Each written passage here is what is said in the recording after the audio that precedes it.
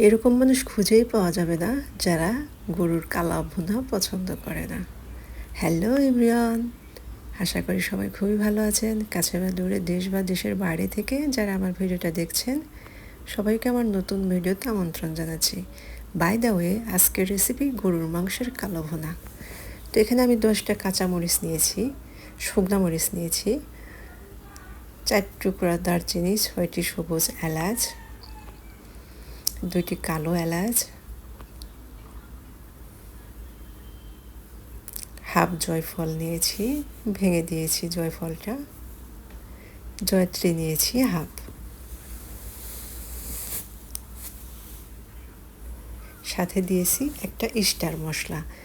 তো খুবই অল্প আছে, এটা আমি ভেজে নেব। একবার এই রেসিপি ফলো করে গরুর কালো ভুনা রান্না করবেন, আশা করি সবাই আপনার রান্নার ফ্রেন্ড হয়ে যাবে। এরপর দিয়েছি কালো গোলমরিচ আর সাদা গোলমরিচ, সাদা গোলমরিচ আর কালো গোলমরিচ, আর সাথে দিয়েছি মৌরি 1 চা চামচ,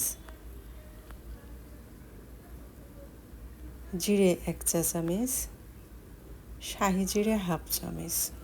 এই মশলাগুলো ভেজে নেব। আমি কিন্তু মশলাগুলো পর্যায়ক্রমে ভেজে নিচ্ছি, মানে আগে যেগুলো ভাজলাম সেটা কিন্তু একটু গোটা মশলা বড় ছিল, আর এরপরে যে ভাজলাম সেটা কিন্তু গোটা মশলা ছোট।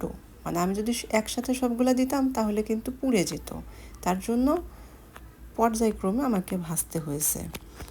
এরপর হাফ চামচ রাঁধুনি দিয়েছি, রাঁধুনি কিন্তু আরও ছোট ছোট, তার জন্য এটা সর্বশেষে আমি ভেজে নিয়েছি। সবগুলো মশলা গুঁড়ো করে নেব। এরপর প্যানে পরিমাণ মতো তেল দিয়ে দিয়েছিলাম, দিয়ে 1 কাপ পেঁয়াজ দিয়ে দিলাম। পেঁয়াজটা আমি বেরেস্তা করে নেব। তো পেঁয়াজটা বেরেস্তা করে নিয়েছি। এই পর্যায়ে কিন্তু আমি চুলার আঁচটা বন্ধ করে দিয়েছি। 1 কেজি গরুর মাংস দিয়ে দিলাম বেরেস্তার ভিতরে। বাকি মশলাগুলো অ্যাড করে দেব। একটা তেজপাতা দিলাম, 1 টুকরো দারচিনি,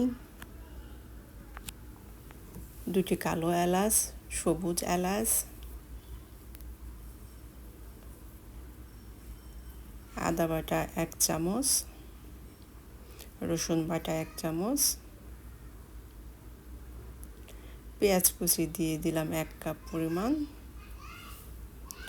এরপর গুঁড়ো মশলাগুলো দিয়েছিলাম, হলুদ গুঁড়ো, ধনিয়া গুঁড়ো, মরিচের গুঁড়ো, স্বাদ মতো লবণ। আমি সবগুলো মশলাই কিন্তু স্ক্রিনে লিখে দিয়েছি, আপনারা একটু ফলো করবেন কেমন। তারপর দিয়েছিলাম সেই যে ভেজে রেখেছিলাম না মশলাটা, সেটা গুঁড়ো করে দিয়েছিলাম। দেওয়ার পর সব কিছু হাত দিয়ে ভালো করে সময় নিয়ে মেখে নিয়েছিলাম। এরপর সয়া সস দিয়েছিলাম, দেওয়ার পর টমেটো সস দিয়েছিলাম একটু। এই দুইটা দিলে আপনার খাবারের স্বাদটা কিন্তু অনেক গুণ বেড়ে যাবে, অবশ্যই দিবেন। এরপর আবারও হাত দিয়ে ভালো করে মেখে নেবেন। আমি এখানে চামচ দিয়ে মেখে নিয়েছি, কিন্তু হাত দিয়ে অনেকটা সময় ভালো করে মেখে নেবেন, নিলে খাবারের টেস্ট খুবই ভালো আসবে। মেখে নেওয়ার পর ঢাকনা দিয়ে ঢেকে চুলায় বসিয়ে দেব। মাংস থেকে কিন্তু দেখতে পাচ্ছেন অনেকটা পানি বেরিয়ে আসছে। এই পানিতেই আমি মাংসটাকে ভালোভাবে কষিয়ে নেব।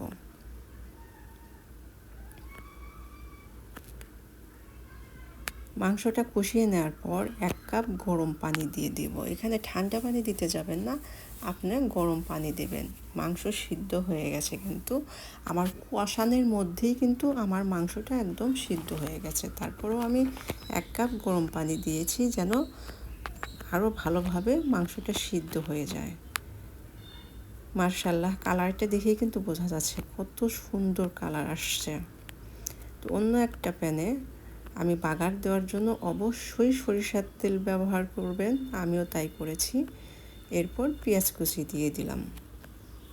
কালা ভুনাটা একটু বাগার দিতে হবে, বাগার দিলে টেস্টটা খুবই ভালো আসবে, এবং ওর যে কালো ভুনা যে নামটা সেই কালো হয়ে আসবে আর কি। আর এর ভিতরে আস্ত রসুন কুচি দিয়েছি, মানে কোয়া দিয়েছি আর কি, ছালটা ছিঁড়ে। রসুন কোয়াটা অবশ্যই দিবেন, রসুন কোয়াটা দিলে খাবারের টেস্টটা আরও ভালো আসবে। সাথে অ্যাড করে দিয়েছিলাম আদা কুচি। আদা কুচিটা আপনারা চাইলে বাদ দিতে পারেন, তবে দিলে আপনার খাবার খুবই ভালো হবে। আর দিয়েছিলাম শুকনো মরিচ। তো সব কিছু ভালো করে ভেজে আমি বাগার দিয়ে দিয়েছিলাম। এত সুন্দর একটা ফ্লেভার বের হয়েছে না, আমি যদি আপনাদেরকে একটু শোনাতে পারতাম তাহলে বুঝতেন যে কি সুন্দর একটা ফ্লেভার বের হয়েছে। খাবারটা কিন্তু খুবই ভালো ছিল, এত ভালো ছিল, একবারের জন্য হলেও বাসায় ট্রাই করবেন, তাহলে বুঝবেন যে খাবারটা খেতে কত ভালো ছিল।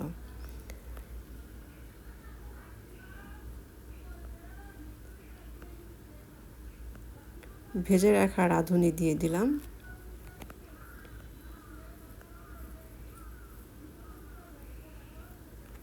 ভেজে রাখা মশলা, যে মশলাটা আমি গুঁড়ো করে রেখেছিলাম না, তার থেকে একটু মশলা আমি রেখে দিয়েছিলাম, সেই মশলাটা দিয়ে দিলাম। দেওয়ার পর ঢাকনা দিয়ে ঢেকে 10 মিনিট মতো রেখে দিয়েছিলাম।